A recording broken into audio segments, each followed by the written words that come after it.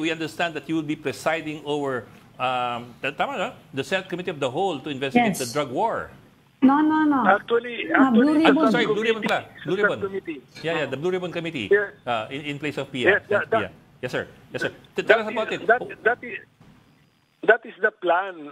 Nandito nga ako sa Senate ngayon to await the formal communication. But the plan is subcommittee of the Blue Ribbon. Sir, your Senator, target, sir. anong na-status ng proposal ng Bato at ni Bongo?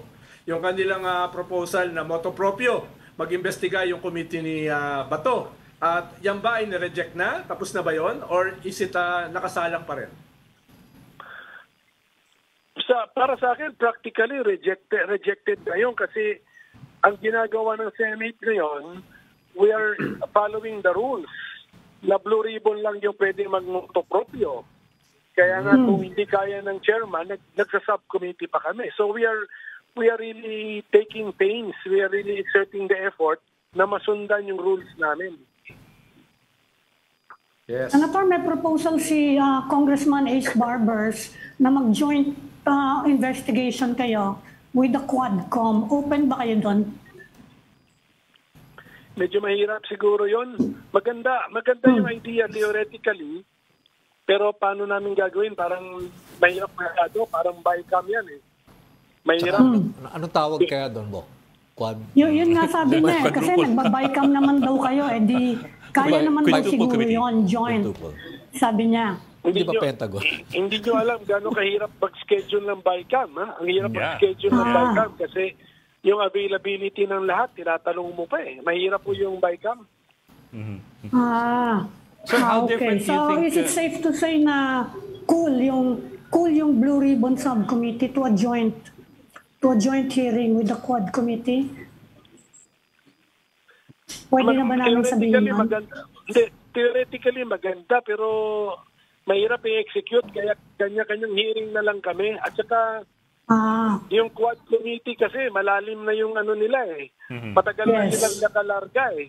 Matagal na sila nakalarga. Malalim na yung topics nila. Marami na silang narinig na witnesses. Senator Coco? Hindi naman namin pwedeng i-assume namin na i-agap namin yung records nila. Bawal naman namin gawin yun. So, we have to start from scratch. Senator Coco, we asked this of Senator Franklin Drilon before. And anyway, since kayo mamumuno sa hearing nito, would you require Senator Bato de la Rosa and Senator Bongo to, let's say, inhibit themselves from the investigation, considering na medyo involved sila dun sa magiging investigation? Hindi, mag-participate sila. Member sila ng Senado, member sila ng committee, member sila ng subcom. Pwede silang mag-participate kung gusto nila. Actually, I encourage them to participate. Pero sir, participating is one thing, but will they also be asked questions of, as witnesses or resource persons? I don't know what you call it, but kasi iba yung participation eh. They are not resource persons. They are members of the committee. So they will be given time to ask questions. Pero sa interaction namin as chairman, pwede ako tanong sa kanila. Pero hindi sila force sumagot. Pwede nila sagutin. Pwede rin nila hindi sagutin.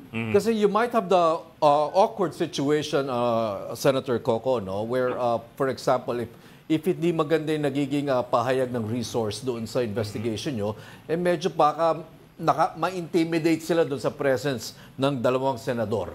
Especially if they have the floor. Yes. Yes, dagdag doon, Senator. Di ba medyo hindi naman delikadesa na iimbestigahan mo yung sarili mo? Ibig sabihin, dapat ikaw na mismo mag-inhibit sa sarili mo. Lalo na, ikaw yung i-imbestigahan eh. Hindi, kaya nga ako na ang chairman eh. Hindi naman sila ang chairman. So, yung pag-a-attend, kung gusto nila mag-attend, hindi ko pwede pagbawalan yun. Ha? So, i-welcome ko yung presence nila. At the same time, i-encourage ko yung mga resource persons, huwag kayong mag-alala, magsalita kayo ng freely. Sabihin niyo sa amin yung nalalaman ninyo, huwag kayong ma-intimidate ng kahit sino. Kasi ako naman ang chairman eh, hindi naman sila ang chairman eh. Yes, Pero Senator, matatanong niyo ba sila as participants Kasi actually, ang kulang na lang dun sa Quadcom. Well, marami pa naman butas, pero ang pinakamalaking kulang sa Quadcom yung testimony nila Senators Bato de la Rosa and Bongo. Dahil directly implicated na sila dun sa mga nangyayari, yung mga kini-question ngayon na mga abuses, allegedly abuses, in the war on drugs. So, paano yun? Ang inaasahan ko sa kasakaling mapupunta sa Senado yan, ang inaasahan actually is that you will be questioning them. Tama ba yung expectation na yon ng mga tao? Hindi, mali naman yun. I will not be questioning them, actually. Actually, mangyayari ganito. I will be giving time sa lahat ng members for them to ask questions, for them to deliver statements. So, actually, sila will now deliver their statement. So, naririnig niyo ba ako? yes, Senator. Yes. May sa background. Can you hear me clearly? Yes, Senator. Yes. Sige po. Senator?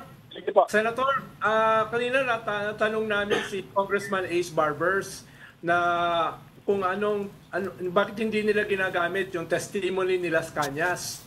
Dahil marami sa sinasabi ni Garma, ni Espenido, ni Leonardo, etc. Lumabas na yan as early as 2018 doon sa testimony ni Las Cañas. Ang Senate ba may ganong klaseng balak na at the very least ay cognizant doon sa statement ni Las Cañas at ni Matubato at yung isa pang testigo dahil very particular, very specific din yung kanilang testimony. Pinapaaral na namin yan, pinapabasa ko ngayon yan. Pero ang sabi ko lang sa staff ko, concentrate kami sa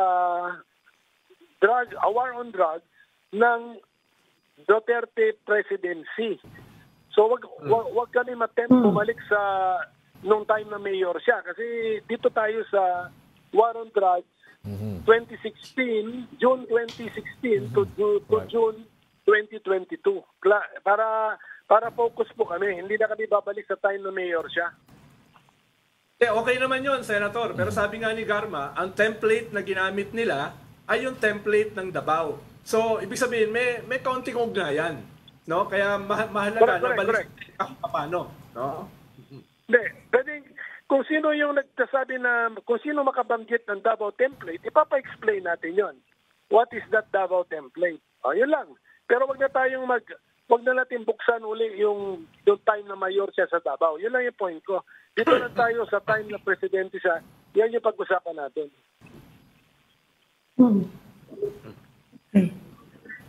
Senator, anong kaibahan nung sinasabi na Committee of the Whole dito sa proposal nyo ngayon na yung Blue Ribbon ang mag-iimbestiga? May kaibahan ba yon? Well, ang Committee of the Whole, siyempre, very prestigious kasi buong 24 members yon ng Senado.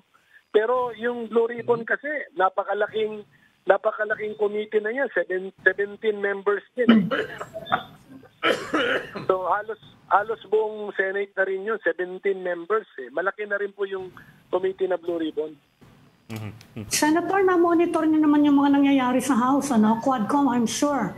Binabantayan nyo rin yun. May nakikita na ba kayong possible legislation na pwedeng lumabas para, by way of reforms, para hindi maulit yung ganitong mga abuso na nakikita natin?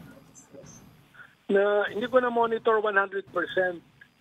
Pero yung possible legislation actually should really be focused on the PNP.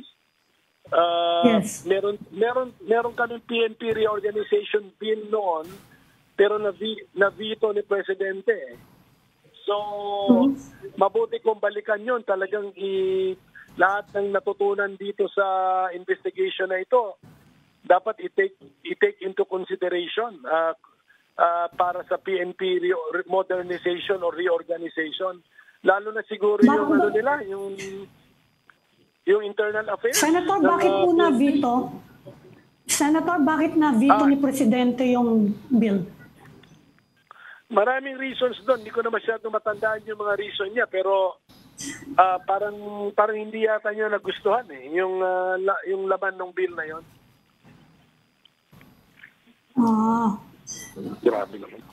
Okay. Okay, maraming salamat, Senator Coco Pimentel. Thank you.